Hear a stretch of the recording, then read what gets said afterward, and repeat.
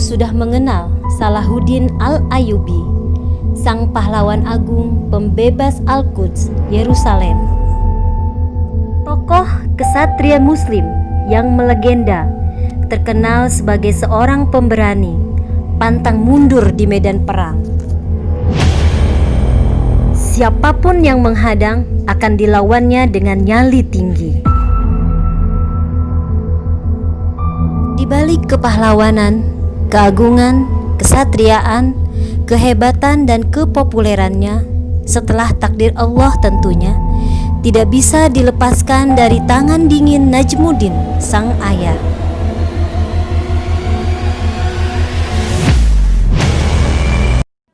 Bukan hanya dalam hal membesarkan dan mendidik, bahkan jauh sebelum itu, ketika Najmuddin mencari seorang istri, pasangan hidupnya, jodoh terbaiknya.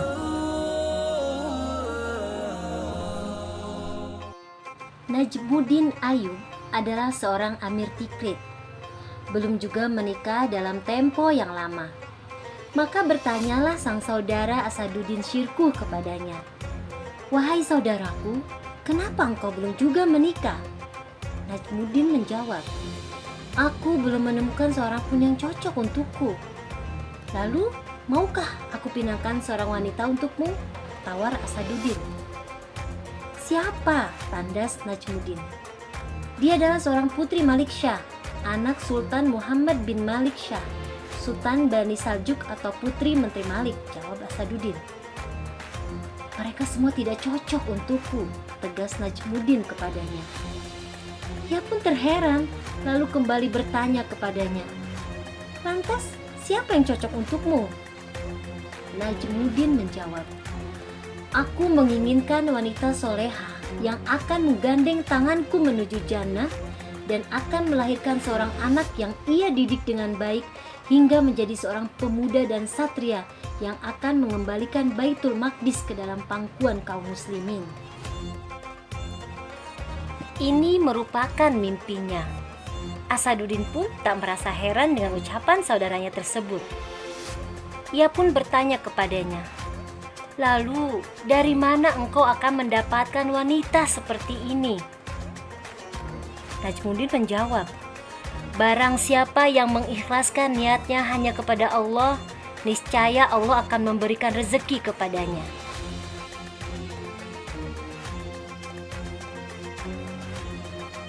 Suatu hari, Najmuddin duduk bersama salah seorang syekh di masjid di kota Tikrit berbincang-bincang.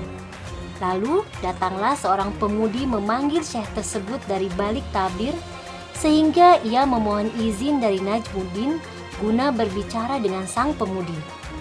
Najmuddin mendengar pembicaraan sang syekh dengan si pemudi. Syekh itu berkata kepada si pemudi, "Mengapa engkau menolak pemuda yang aku utus ke rumahmu untuk meminangmu?"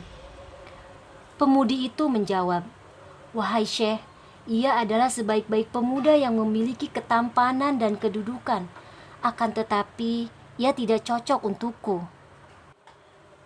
"Lalu apa yang kau inginkan?" tanya syekh.